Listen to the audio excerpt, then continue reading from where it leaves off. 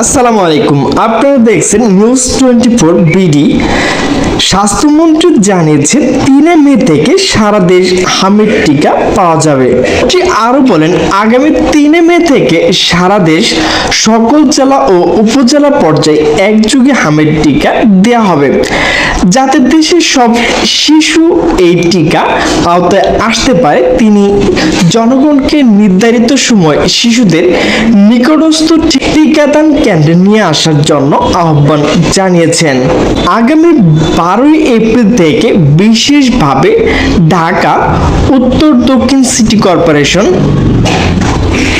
ময়মনসিংহ, বরিশাল জেলার টিকাদান কার্যক্রম শুরু হবে এবং পরে পুরো দেশ জুড়ে সম্প্রসারিত হবে বলে জানানো হয়েছে।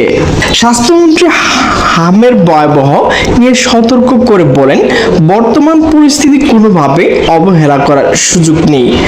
সবাই টিকা কার্যক্রম অংশগ্রহণ করা অনুরোধ করেন।